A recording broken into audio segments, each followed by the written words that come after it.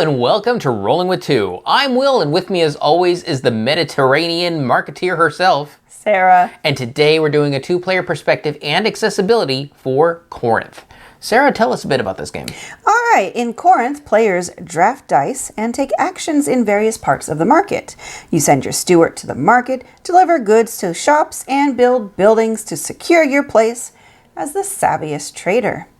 All right, Will, so how do the rules change for two players? So on the back of the book, it tells you how to change it up for two players. There is no bot.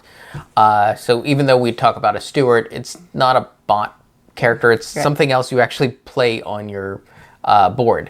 What happens is on a turn, one person takes essentially two turns. They take the first and third, while the other player takes the second, and then it swaps. So it kind of goes in this snake-type pattern between one person taking first and third and the other person taking second. Right. That's the major change for two players. Yep. So issues on a two-player. Keeping track of who's got the double turn, we actually found that a little difficult. I was trying to, since we usually sit side by side when we play, putting the main board between us, I would slide the dice to him and slide the dice to me, and so trying to do that. But Will came up with a good idea afterwards. Yeah, there are yellow dice. So if you take a yellow dice, and that only applies to the first choice of any round. Player. The active player. Because the active player can spend money and roll additional yellow dice, and only they get the benefit of it. Whether or not you use those yellow dice, push those yellow to whoever's taking the first turn, so you know that's the person that took the first turn, so therefore they're also going to take the third turn. Yeah, that would just be the easiest to keep track. And actually, even in a multiplayer game, that still might be a good idea, just so you keep going in the right turn order. Yes. All right, that was the only issue, though, for playing in a two-player game. So what it does well at the two players, it's very tactical.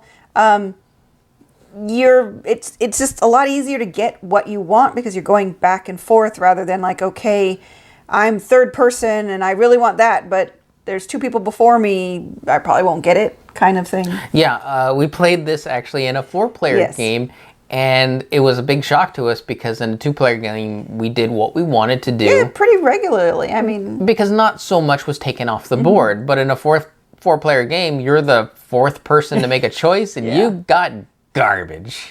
Yeah, you're definitely scraping at, okay, what's the best thing I can do here? And so I didn't even get a full goat. It's like a half a goat. You got a half a goat. So yes, I will say if you want a more tactical game and being able to do what you want to do rather than just making the best of it, two players is the way to go. Yes. All right, so accessibility. For the most part, everything's pretty good, but that market section on your player's sheet, which is in the upper right-hand corner, the icons are kind of small. Not terrible, just kind of small. So if you're not playing in good light or you don't have great eyesight, they might be difficult to see. Yeah, otherwise everything is open information. Yes.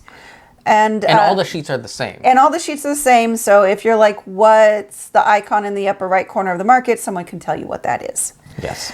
Also, we had trouble with the rules. This is one of those games that's a translated game, and the translation's not the best. We were definitely confused on how you're supposed to cross off the dice. Thankfully, our friends we played the four-player game with explained exactly how it was supposed to work, so it finally made sense. Yes. They're just a few wording issues. Yeah. What are they trying to say here? Might take you a little bit of time. Speaking of funny translation, this is actually based on a bigger game that we could not pronounce the name of. It starts with a Y, then it has an S, and then I think a PHAN? I think so. Regardless, this is the version that we got and we are able to play. So I'm glad they didn't just call it the dice game. Right. Because that's what usually happens. I'm glad it was made into a pronounceable name. Right. Okay. So that was the accessibility challenges. Yep. What it does right. All the icons are unique. They're easy to tell apart. The graphic design is just clear and crisp. I mean, I just really appreciate when the design of it doesn't get so overwhelmed by art or by, I don't know, just different aspects of it. They keep it very straightforward so you can understand and parse all the information. Yeah. It doesn't overcrowd itself. Yeah. So, I mean, yeah, the market is small. Right. But it's clearly, that's the market space. There's nothing extra going on. Right. And it's not like some of these things where it's a whole sheet and you don't even know where to even begin looking. Right. It's not an overwhelming roll and write at all in any respect. So yeah, it's very good there. Okay, conclusion. So for conclusion, 2 players would you recommend? Yes, I think I prefer it at 2 players at this point. Yeah. It's not that I would never say no. If our friends want to play it again, I will say yes.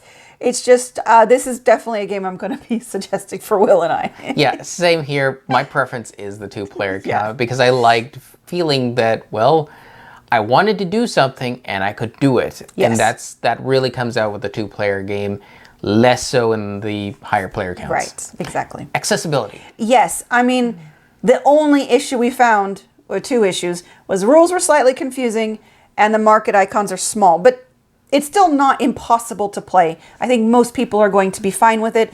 And for rules, you can always watch a how to play video, and that will help probably clear things up. Yeah, for me, any game that doesn't require me to get up from the table to go use some special equipment is a plus in my book. Yes. And this one is, because of open information, it was easy enough to stay at the table. Yep. So, accessibility, yes. All right, that will do it for us. And Sarah, if I had a goat to trade with you, what would you trade me? I don't know. Goats are kind of smelly. But I really want those rugs you got. Rugs do get dirty easily. Fine, I'd trade you 2 rugs. Deal. All right. All right, and why would you ever roll with just one when you can be rolling With 2? And remember, if you have any questions, comments, or concerns, you can reach out to us on the various social media platforms at Rolling with 2. That's TWO. We are on Twitter, Facebook, and Instagram. And on YouTube, please like and subscribe. And if you have time, check out the other content Nanaman has found for you, because remember, he's rolling with you.